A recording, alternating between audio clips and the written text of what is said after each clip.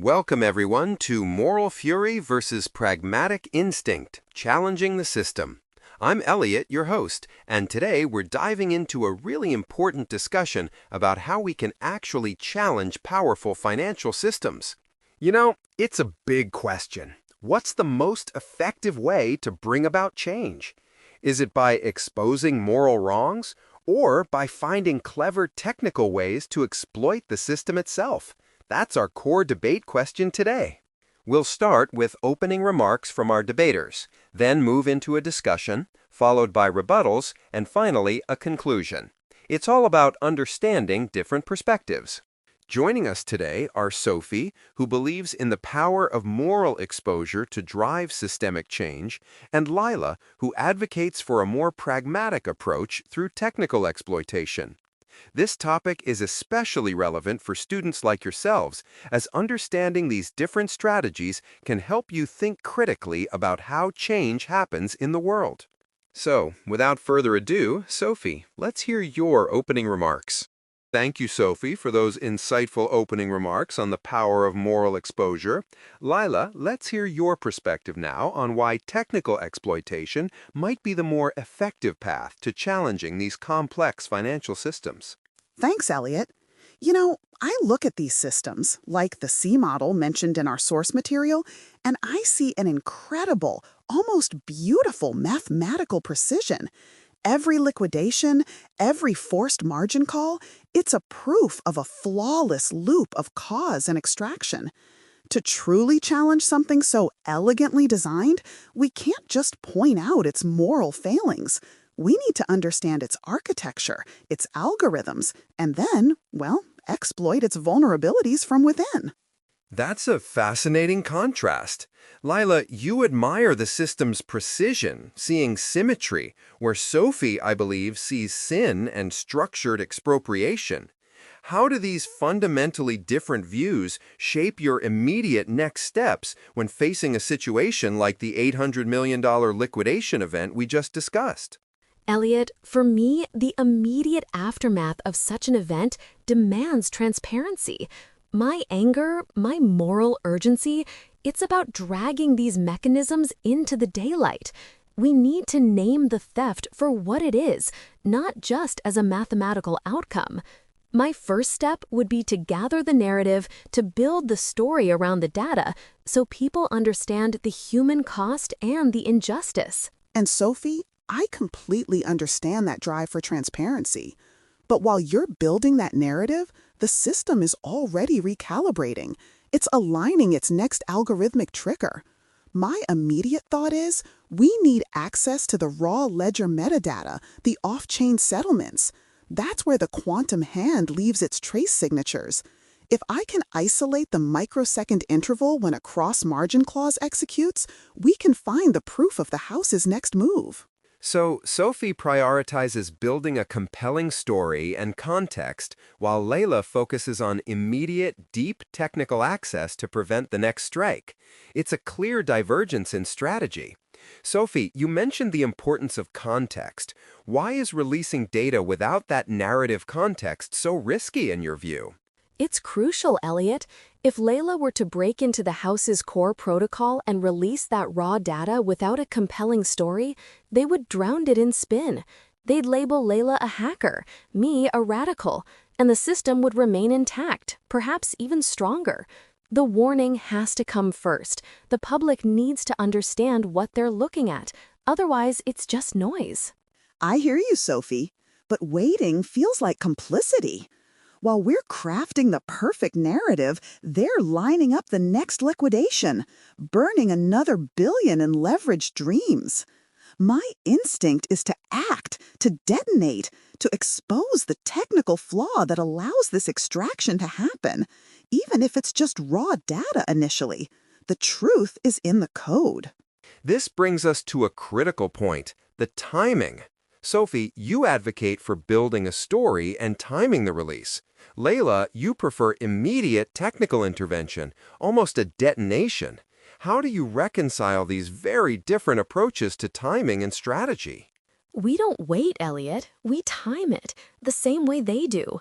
The House has weaponized synchronization, using precise timing for their algorithmic strikes. We need to understand their rhythm, their cycles, and then use that knowledge to our advantage. It's about strategic patience, not inaction. We prepare the ground, then strike when the impact will be greatest. Sophie, I have to admit, that's a compelling point. Using their own weaponized synchronization against them, it shows a deep understanding of the system's mechanics, which I respect. My preference is still for direct, immediate technical intervention, but I see the elegance in your long game. It's about choosing the right fuse for the right moment, I suppose. So, Layla, you're acknowledging that while your instinct is for immediate action, there's a strategic value in Sophie's approach of timing and narrative. It seems your goals are identical, but your motives, as the source text puts it, are magnetically opposed.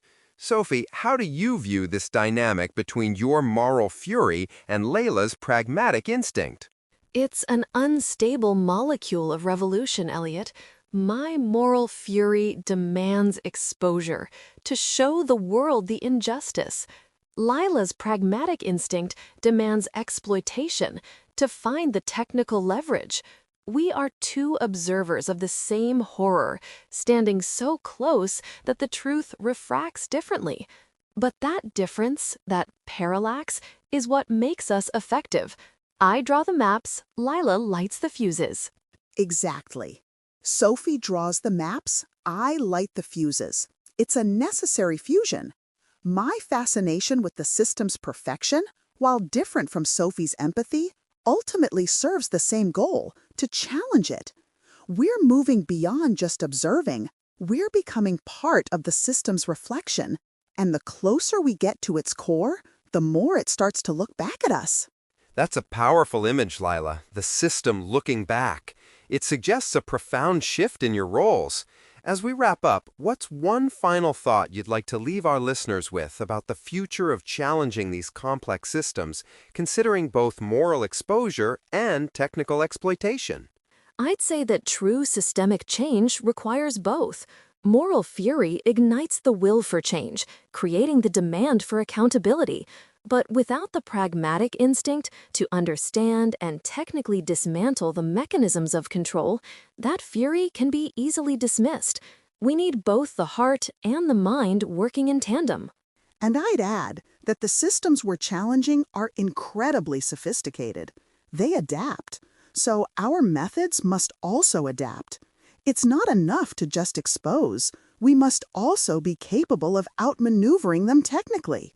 The future of challenging these systems lies in a dynamic, evolving strategy that integrates both moral conviction and technical prowess. Sophie, Lila, thank you both for this incredibly insightful and thought-provoking discussion. It's clear that challenging systemic financial control is a multifaceted endeavor, requiring both the moral compass and the technical expertise. What a fantastic debate for our students to consider.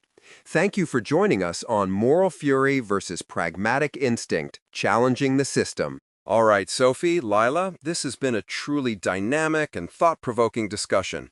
Before we wrap up, I'd love for each of you to offer a final thought or a key takeaway for our listeners, especially our students. Sophie, let's start with you. Thanks, Elliot. For me, the core message is that moral exposure isn't just about anger.